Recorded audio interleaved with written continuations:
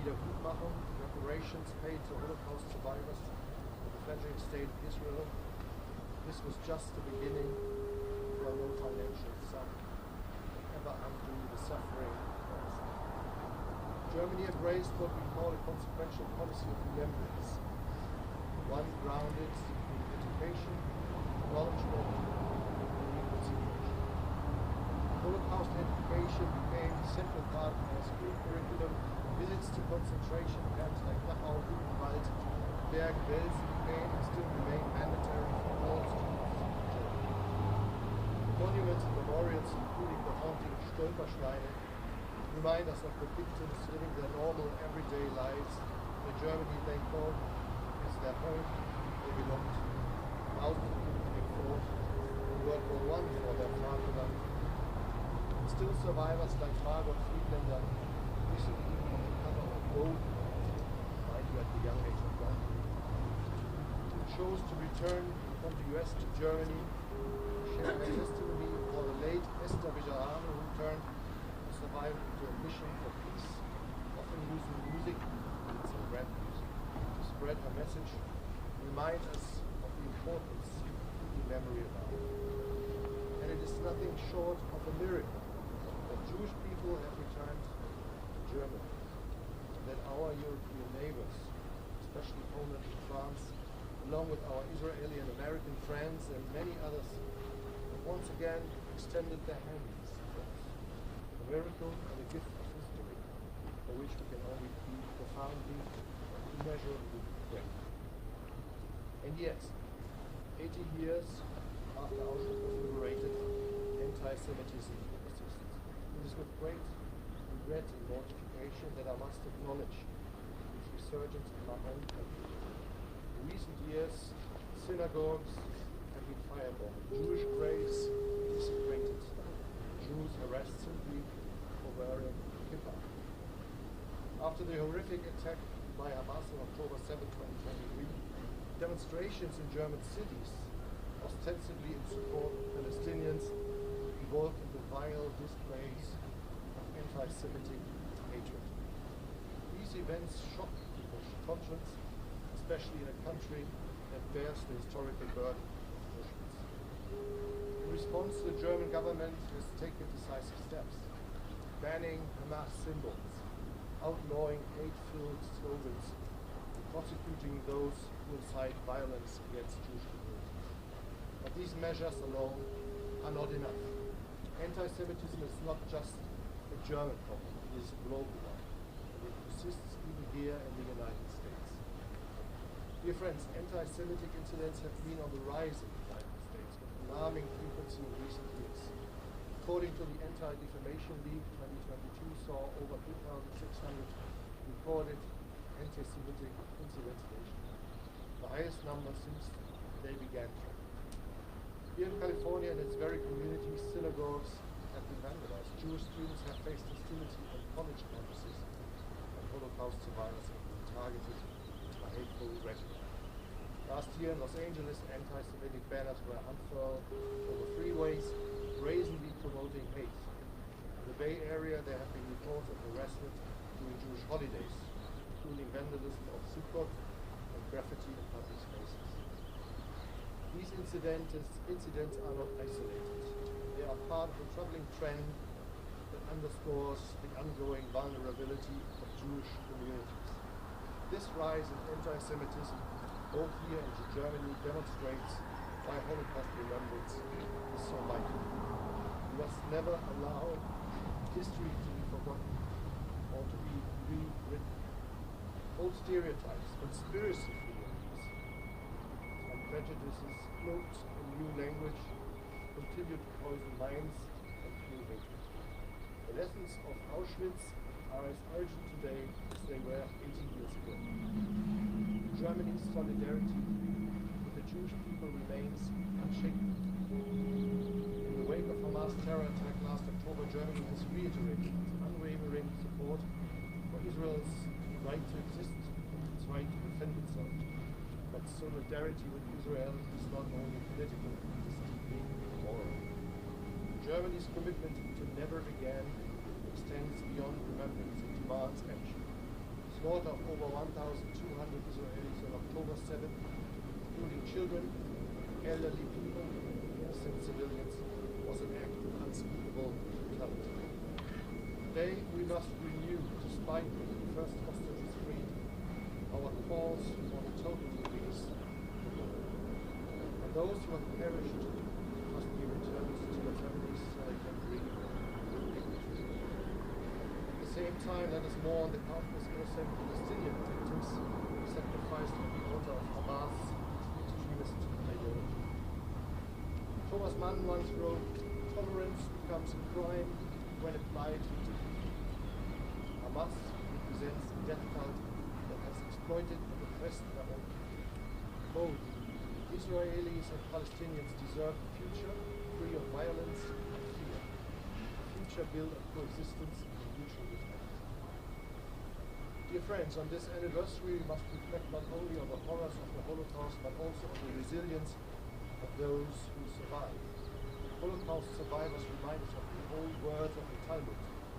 Whoever saves a single life is considered to have saved the entire world.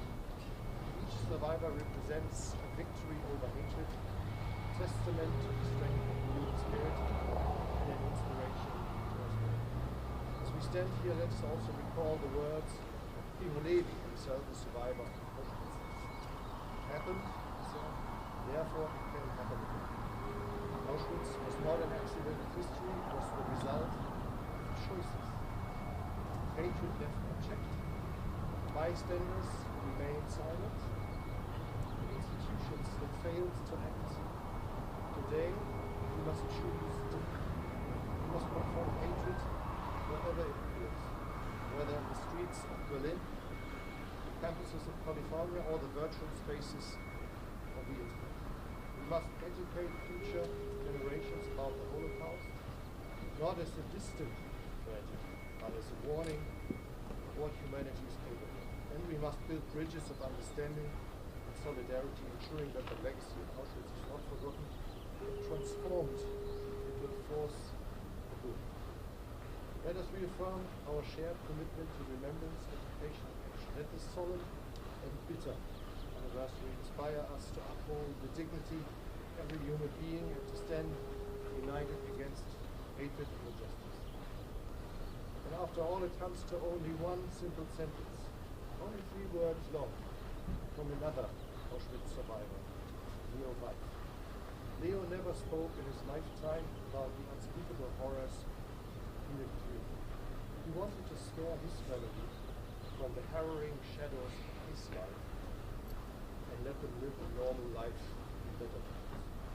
But this one sentence he did tell his son, Marcel Reise, today a well-known sports journalist and commentator, time and time again, often in moments of argument, dispute, conflict, quarrel, or fight in his family.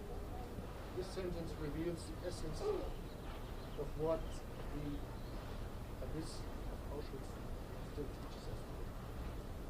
In his pensive and soft-spoken Yiddish, he would say, "Sei ein Mensch."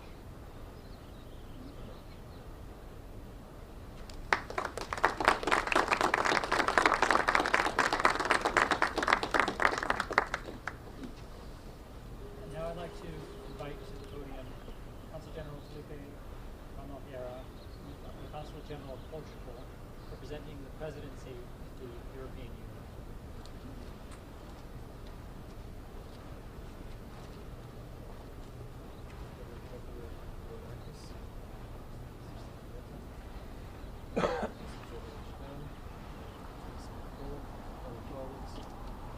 Ladies and gentlemen, as you never hear in San Francisco, International Holocaust Remembrance Day, we honor the memory of the 6 million Jews and millions of Armenians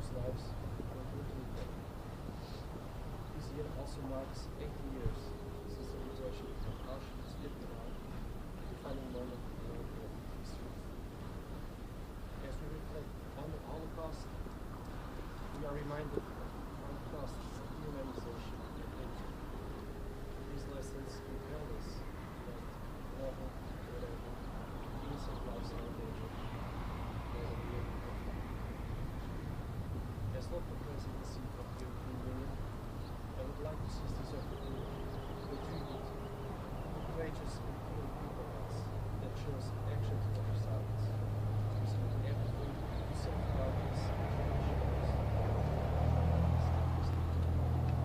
The examples of others, Gerd Heimer, George Ferdinand Kutwitz, Angel Sanskrit, Jens Zwartendijk, and Erich Rosenberg, all of them righteous and noble generations, should serve as a guiding light for all of us in standing back against injustice, wherever it rises.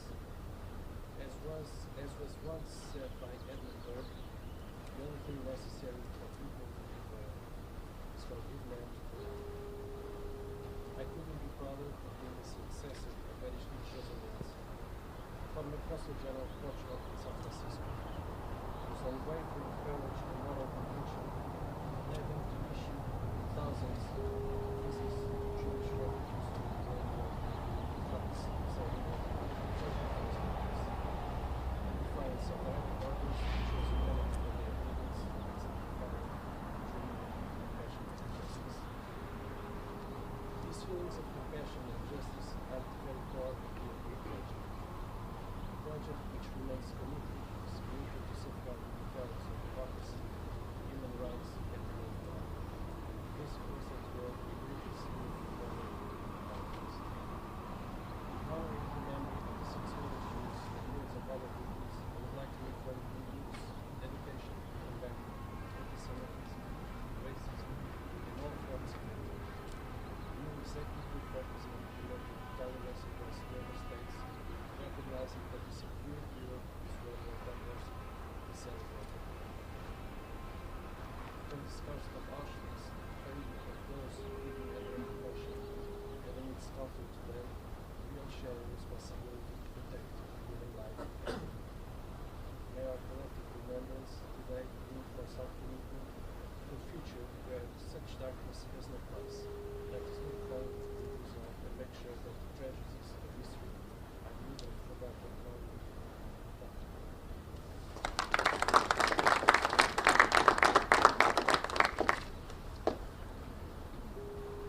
As we've heard, the lessons of the Holocaust are important not only to remember, but also because we understand that in many regards they're under assault and they're fading. And for that reason, I'm very proud to be a member of Governor Gavin Newsom's Council on Holocaust and Genocide Education. That council is led by the Jewish Family and Children's Services CEO, Dr. Anita Friedman. We're very pleased that Jewish Family and Children's Services Holocaust Center is a partner with us in today's ceremony.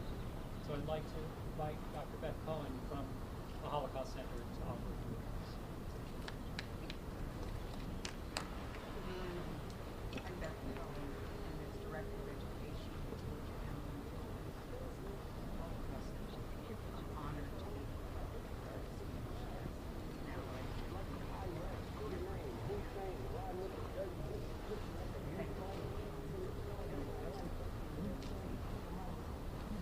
at the JFCS Holocaust Center, we teach the lessons of history, historical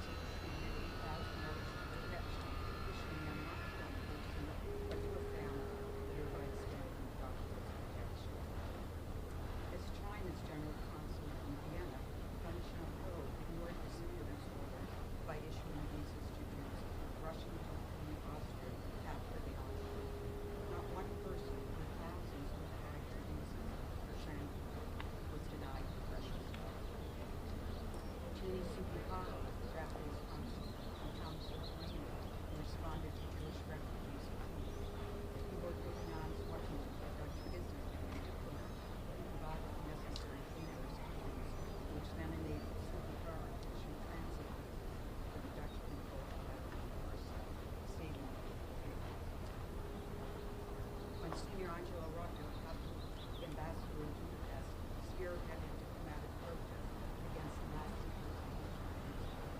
he issued that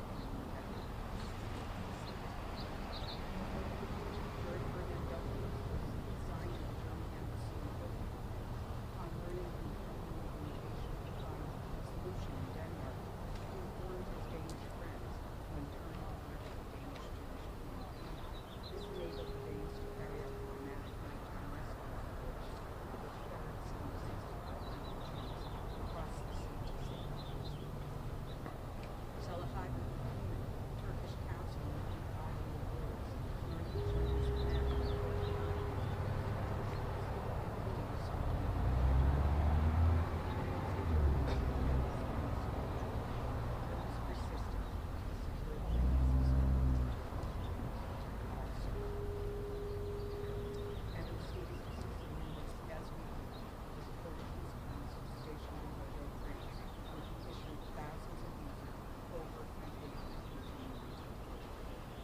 noted Holocaust historian about how his action, perhaps the largest record of action by a single country. There were others. In fact, there were 300 men and women in the diplomatic service and designated to join the But let's not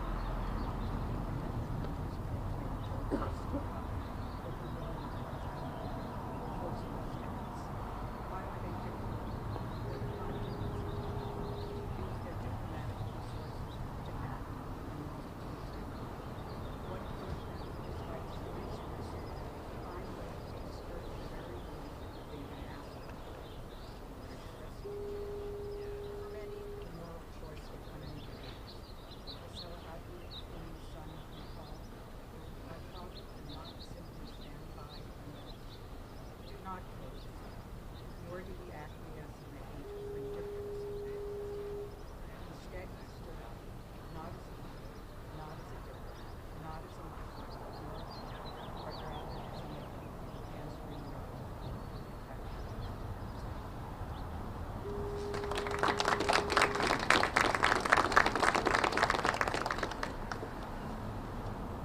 Now I'd like to ask Vincent Graff, Foundation Chair of Israel, to recite the martyr's spot. So many were murdered. We hold in our hearts always the 6 million of our brothers and sisters who were killed only because they were Jews. We will never forget the horrors created by anti-Semitism throughout history and the danger that looms still with anti-Semitism present throughout the world. One of the people killed at Auschwitz was my great-grandmother, Emily Koppel. When I was born here in San Francisco, I was given her Yiddish name as my Jewish name.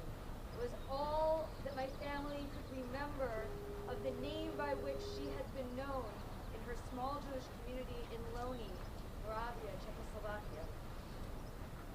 When I was given the name, I don't imagine that my parents could have thought that I would become a rabbi and use this Yiddish name, my given Jewish name, all the time. Each time I'm called to the Torah, each time I sign a marriage contract, a ketubah, each time I sign a welcome certificate for a baby in our community, I sign Adol Bat Nina Avram.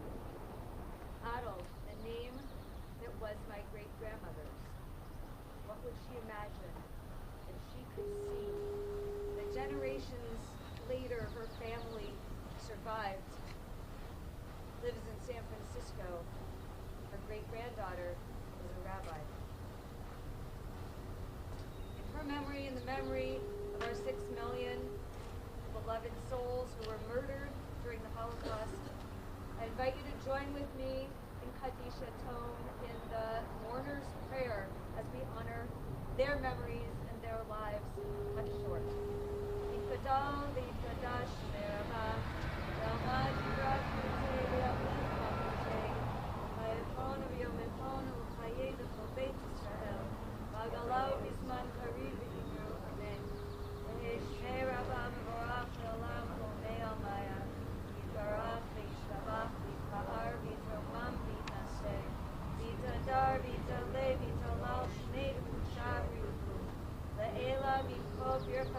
וישועתה, ושפחתה ונחמתה, ואמירן בעלמה ואמרו אמן. יהי שלום הרבה מן שמיא וחיים עלינו ועל כל ישראל, ואמרו אמן. ועושה שלום במרומיו, ויעשה שלום עלינו ועל כל ישראל, ואמרו אמן.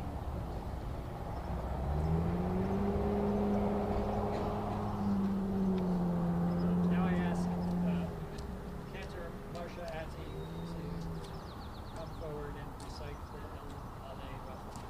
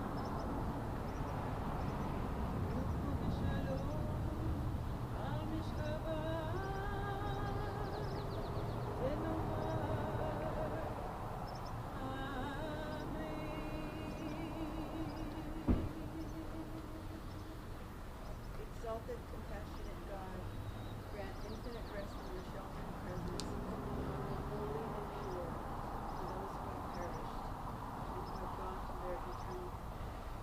Merciful One, we ask that our loved ones find perfect peace in your eternal presence. May their souls be bound up in the bond of eternal life. May they rest in peace. Let us say,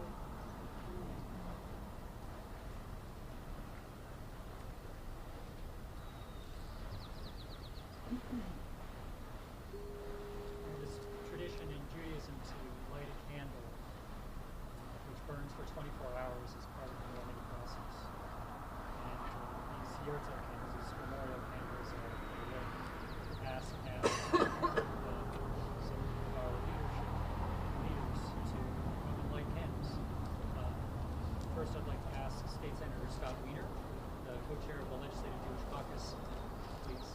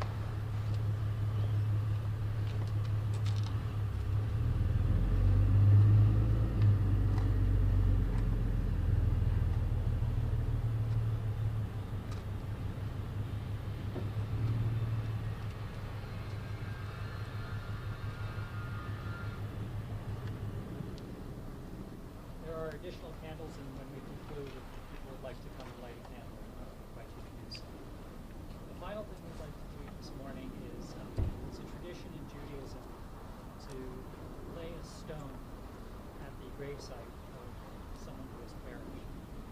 We use stones because while flowers are beautiful, they will die. And a stone is a more permanent marker. There's also a teaching in Judaism that the word for a pebble, or a stone, pebble, is tzaror. Tzaror is also the word for a bond. And as you heard in the prayer, we are bound up in the bond of eternal life. So it's a notion that this is a symbol of that bond. That oftentimes you'll write a prayer, use a stone to secure that prayer to the place. The prayer may blow away, it may disintegrate over time, but the stone will remain. So that's what you'll see already when you arrived here this morning, there are stones laid here. If you go to a Jewish cemetery, you will see stones by the grave sites. It's also a warning for those members of the Jewish priestly class that this is a place where someone is buried, and they should be aware of that because they're supposed to remain away from that place. So as we conclude today, we have some stones gathered here. That can be any stone that you find, though, if we run out of stones. I would invite you to lay the stone here. Again, for those who wish, you may light a yahrzeit candle. I want to thank you all for coming today for this very important and solemn occasion, and for joining us. I want to thank our partners from the Jewish Family and Children's Services. Again, the leadership from ADL, from JCRC, Sheriff Israel, Emmanuel, other Jewish community leaders, and for all of us to remember, never again, and never forget. Thank you.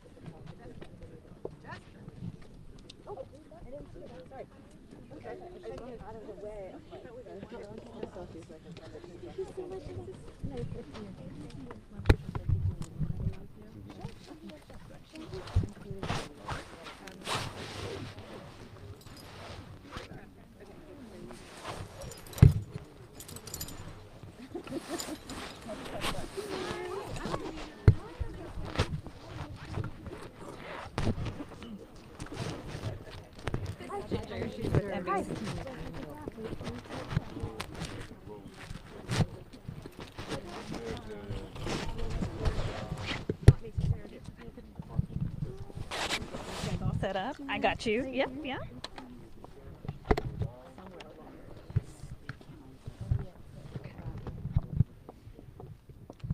Okay. Let's see. You can look at me in the middle. That's fine. Okay. It is on, I think.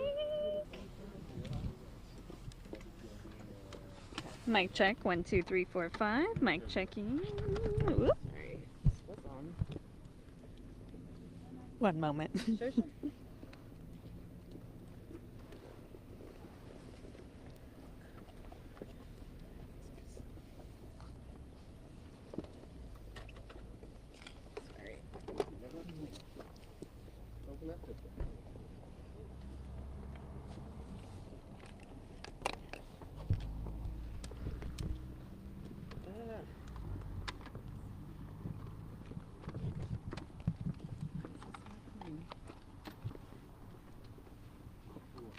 worked 5 minutes ago. Oh. I can shoot it on my phone. I have an audio cable if you want it. The battery just, it's a very nice battery, but, oh, do you? Yeah, that would be great. Sorry, one moment. She's just going to rewire her mic real quick. Sorry to hold you here for a sec.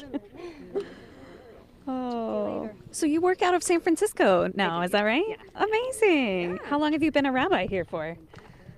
I've been at Congregation Shereth Israel for 9 years. Amazing. Wonderful. Yeah, it's my home congregation, so it's nice to be. Good. back It means a where I grew lot. up. Yeah. Yeah. That does. Okay. Everybody's rolling? Am I- Okay. You're so holding that, or I'm are you holding okay, it. Don't good. worry about the mics. Tell me Good. how to spell your first name and your last name. Jessica Graff, Jessica-Graf. And if we were to give you a title again, you are a rabbi. Where are you a rabbi at? Senior rabbi at Congregation Shereth Israel. Wonderful. And today here you are helping to honor somebody that is part of your family. Is that correct? Part of my family and the larger family of the Jewish community, of the 6 million murdered during the Holocaust, and of the even larger number of people, tragically, who were killed because they were whoever they were. Talk to us about how poignant this year's remembrance is on the 80th anniversary of Auschwitz, as well as the release of hostages just this past weekend, the continued waiting for hostages to come home. Well, the evidence of anti-Semitism around the world is enormous. And especially at this time when we see it, it's visible and palpable here in San Francisco and throughout California, the United States, and the world. It's a very scary time, and it's especially important for us to remember never to forget the horrors of anti-Semitism and bigotry and hatred and what that can create. And one last, I know I spoke with